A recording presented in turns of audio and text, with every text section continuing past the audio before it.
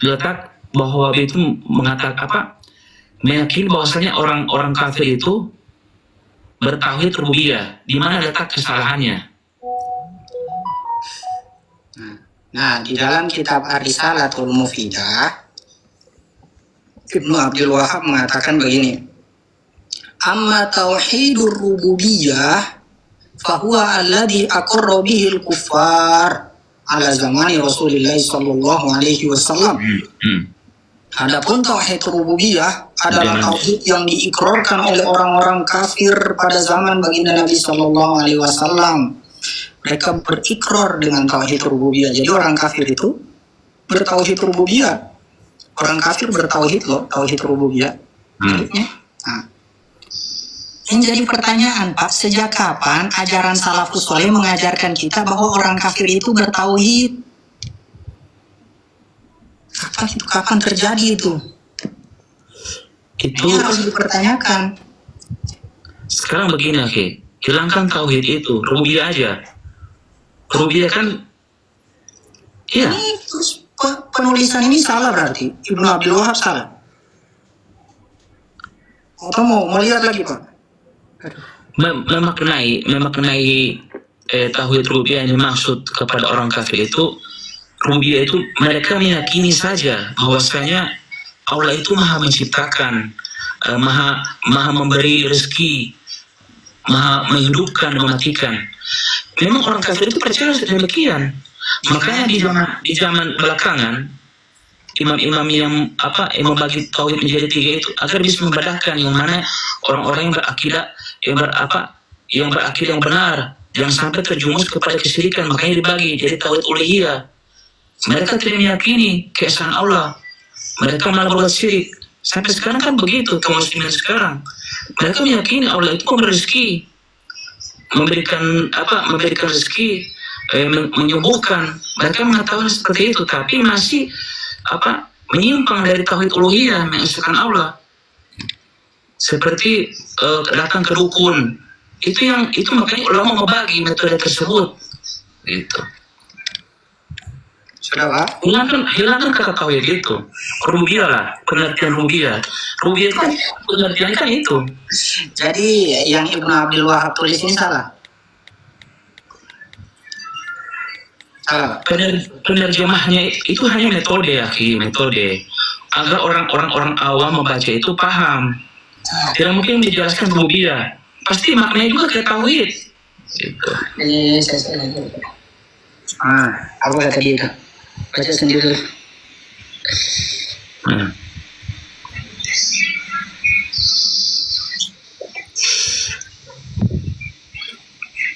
Ini Pak Amma tauhidur rububiyah fahuwa alladhi aqarra bihi al-kufar ala zamani Rasulullah sallallahu alaihi wasallam.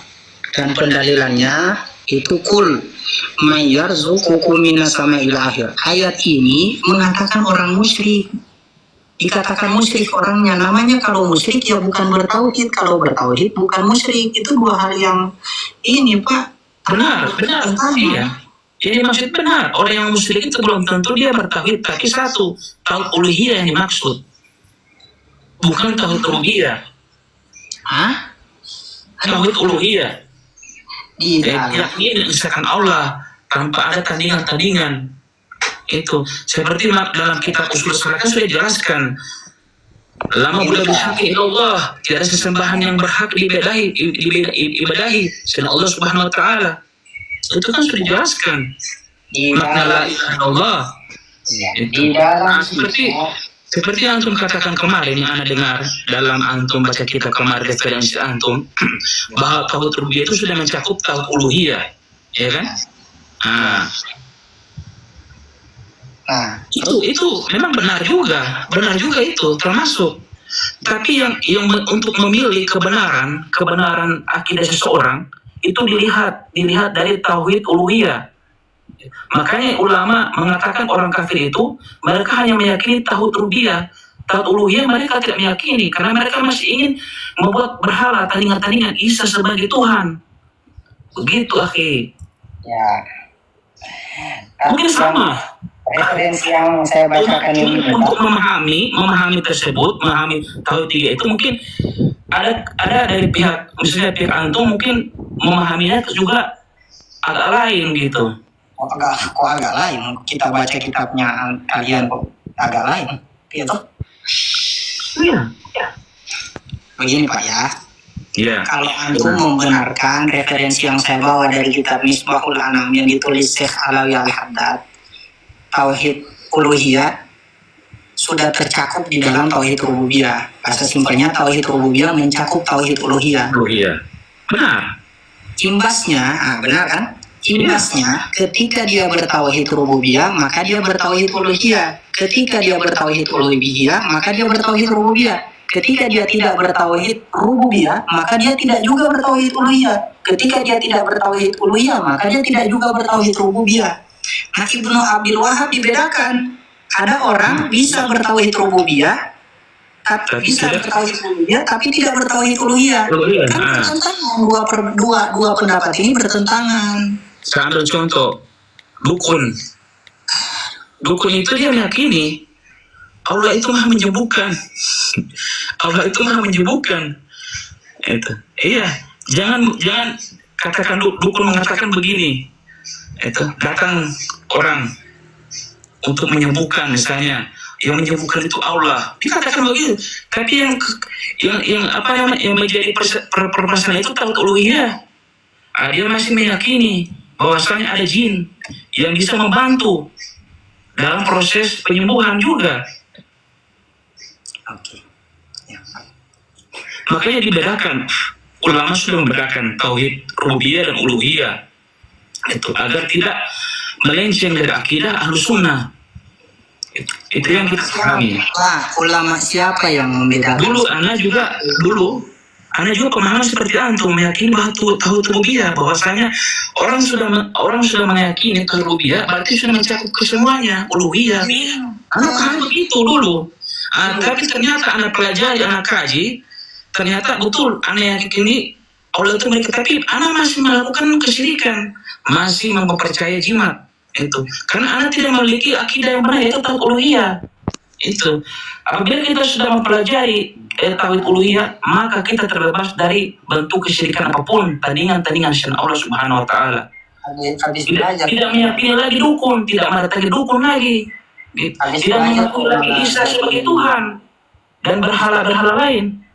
Habis belajar kok malah jadi sesat, Pak. Saya kasihan dengan Anda. Bukan masalah kita begini saja, simpel Pak. Iya. Gampang toh. Kan kita ini, saya soalnya bingung mau menanggapi bagaimana referensi saya bawakan, kemudian saya jelaskan. Bagus. Anda terima referensi antum, Masya Allah sangat luar biasa. Anda terima. Tapi yang antum katakan itu benar. Cuma untuk memahami tauhid rububiyah itu, kan sudah Anda jelaskan tadi.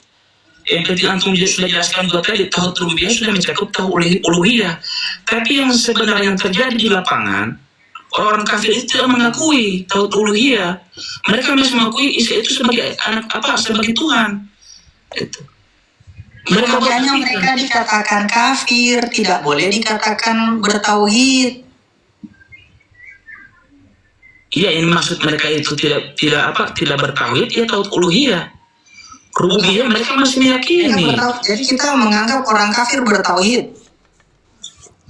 Makanya orang kafir bertauhid begitu. Tauhid. Kita hilangkanlah kata tauhid itu.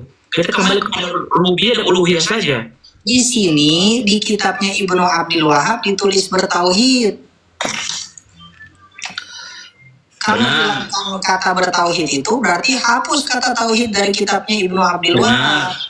Itu untuk pembelajaran, untuk memahami masyarakat kaum muslimin. Dan kalau misalnya kita pahami, walaupun dihilangkan kata tauhid, tetap maknanya juga sama. Seperti antum katakan tadi, tauhid rububiyah sudah mencakup tauhid uluhiyah. Itulah penyimpangan orang-orang kafir. Orang-orang juga zaman sekarang, kaum muslimin sekarang masih percaya kepada dukun, kepada jimat-jimat, kepada kuburan-kuburan yang mestinya dianggap keramat. Padahal kan itu cuma sama saja membuat tandingan bahwasanya ini air ini bisa menyembuhkan. Itu sudah katakan syirik. Syirik apa? Tauhid uluhiyah. Membuat tandingan. Yang sebenarnya yang menyembuhkan yang menyebutkan Allah Subhanahu wa taala, dan kita tidak boleh mencampur adukan. Udah Pak. Coba Pak, gimana salafus soleh, kan capek sudah jelaskan Pak. Ya, begini. Begini saja Pak, kita kembali kepada Al-Quran dan Sunnah sesuai pemahaman salafus soleh. Benar kan? Benar. Iya, salafus soleh siapa yang mengatakan orang kafir bertauhid rububiyah Pak? Ya, terakhir, salafus soleh siapa yang mengatakan orang kafir itu bertauhid rububiyah? Ada enggak? Itu yang antum sudah jelaskan tadi, Muhammad bin Abdul Wahab. Muhammad bin Abdul Wahab bukan salaf. Dia 1200 Hijriah, 900 tahun setelah salaf. Bagaimana? Memang. Iya.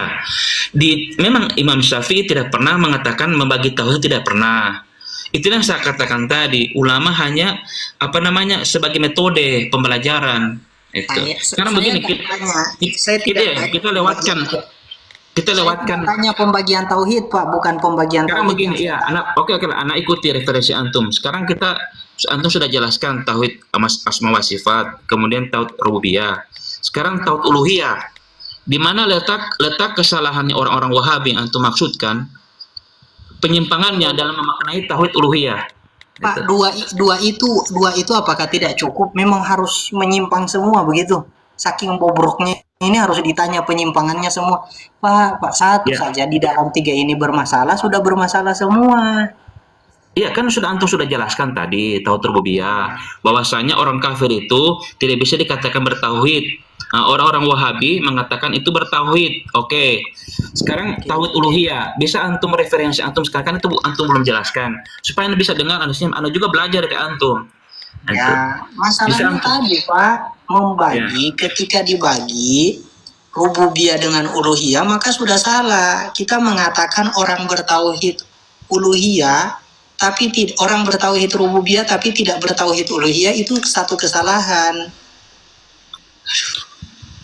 Ya. Sesuai dengan referensi yang ada di Bisakah antum jelaskan dulu di kitab antum sekarang yang punya referensi? Bisa tauhid uluhiyah. Mengenai tauhid uluhiyah di mana penyimpangannya misalnya? Di tauhid uluhiyah, penyimpangannya itu ketika orang menyatakan dia sudah bertauhid rububiyah tapi tidak bertauhid uluhiyah. Yang namanya orang kalau bertauhid uluhiyah sudah pasti bertauhid rububiyah. Kalau mengatakan bertauhid uluhiyah tapi tidak bertauhid rububiyah, itu penyimpangan namanya.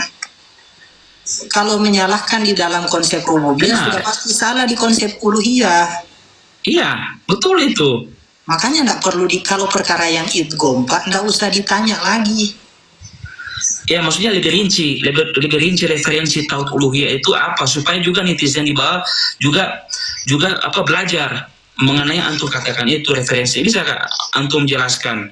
Kita kan juga ingin simak. Saya mau tanya dulu ke antum ini paham enggak tauhid rububiyah itu apa, uluhiyah itu apa? Tahu enggak? Ana sudah jelaskan versi ana. Itu sekarang versi antum sih, maksudnya ini kan yang ditulis Ibnu Abdul Wahab. Kita harus pakai versinya Ibnu Abdul Wahab dong. Kalau saya harus lihat versi antum lagi Pak, saya harus tanya ke antum. Jadi rububiyah itu definisinya apa? Uluhiyah definisinya apa? Pendalilannya apa?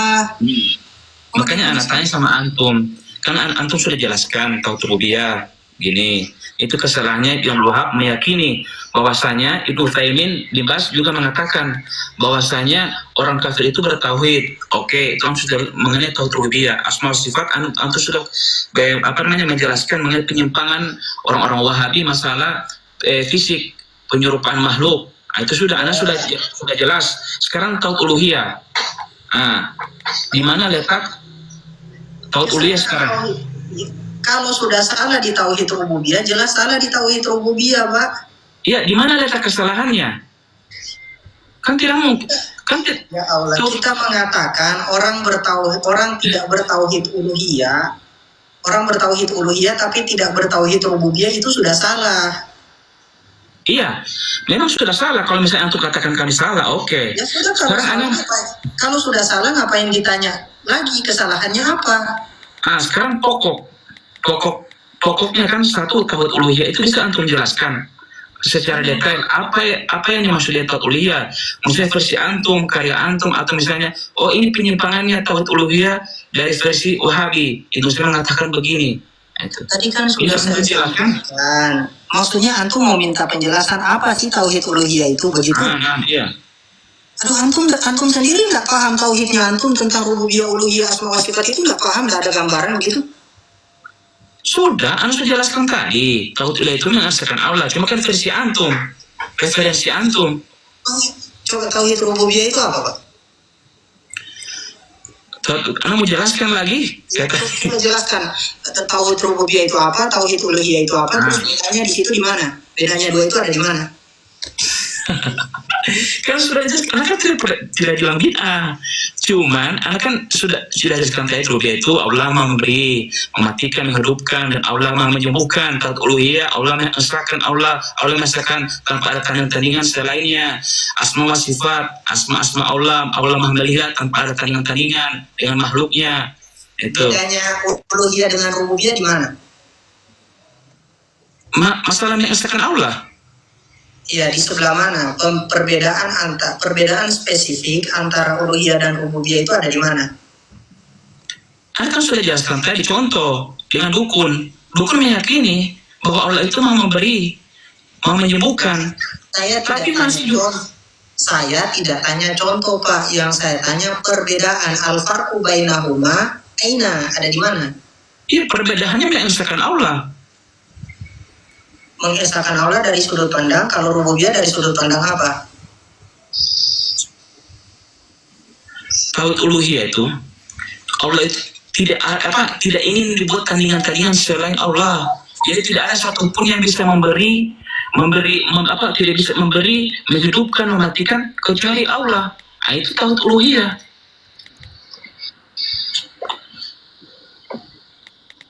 Sekarang anak tanya sama antum, itu masalah tauhid uluhiyah. Referensi antum, apa itu yang dimaksud? Kesalahannya di mana? Karena antum bilang bid'ah.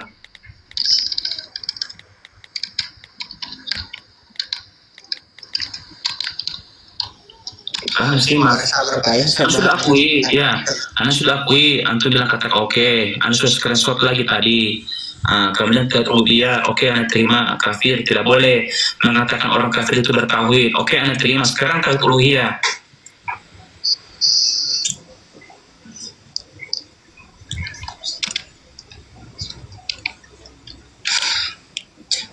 Capek sudah saya, Pak. Capek, insya Allah berpahala, akhi. Antum menyampaikan juga kebenaran juga kan pahala. Kalau antum masih benar. Ya, tidak ada yang capek. Kalau diskusi namanya dakwah. Antum alhamdulillah dengan antum punya TikTok ini, itu Anda juga bikin referensi juga ini. Anda sampaikan juga kepada Ustaz. Tolong ditanyakan saja begini, Pak, terakhir. Ini apa namanya? Terkait 3 tauhid ini. Nah, untuk mengatakan orang kafir itu bertauhid rububiyah, salafus saleh siapa yang mengatakan seperti itu? Itu pertama ditanyakan. Kemudian di dalam pendalilan tauhid ini, di dalam pendalilan tauhid rububiyah, itu Ibnu Abdul Wahab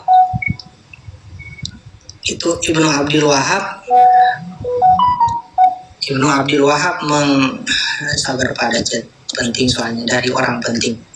Ibnu Abdul Wahab mengatakan dalilnya perkataan firman Allah, "Qul may yarzuqukum minas sama'i wal ardi amman yamliku sama" ila akhir ayat surat Yunus ayat 31.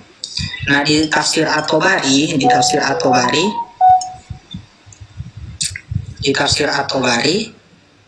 itu mengatakan yaqulu ta'ala zakarahu li nabiyyi sallallahu alaihi wasallam. Di dalam mentafsirkan ayat ini beliau mengatakan kul.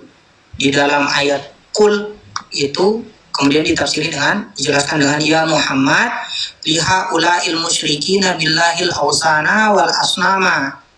Katakanlah wahai Muhammad kepada mereka orang-orang musyrik, orang-orang yang mensyirikkan Allah dengan berhala. Ya Allah, ini di sini digunakan lafaz musyrik, Pak, bukan muwahhid. Kalau orang musyrik Orang musyrik di ayat ini dijelaskan dengan orang musyrik. Man itu orang musyrik, bukan Yang antum mau ingin tanyakan apa pendalilan itu? Nah, kenapa kok mendalilkan dengan ayat ini, sedangkan ayat ini kata Imam At-Tabari, Nabi Muhammad disuruh katakan kepada orang-orang musyrik. Kenapa kok orang-orang musyrik dikatakan bertauhid rububiyah? Namanya bertauhid pasti tidak musyrik, namanya musyrik pasti tidak bertauhid gitu loh. Nah, nanti Anda mau tanya, nanti insya Allah besok kalau antum live, Anda mau gabung. Anda menjelaskan kembali itu, antum punya referensi itu, tanyakan masalah pendalilan bahwasanya itu orang musyrik itu sama saya sebenarnya antum katakan tadi itu orang kafir bertauhid rububiyah itu yang diyakini oleh orang Wahabi. Nanti Anda tanya kemudian yang pertama tadi mau katakan ulama mana yang mengatakan bahwa tauhid rububiyah itu hanya diperuntukkan kepada orang kafir. Itu nanti Anda mau tanyakan. Nanti ditanyakan dulu Pak, ditanyakan dulu.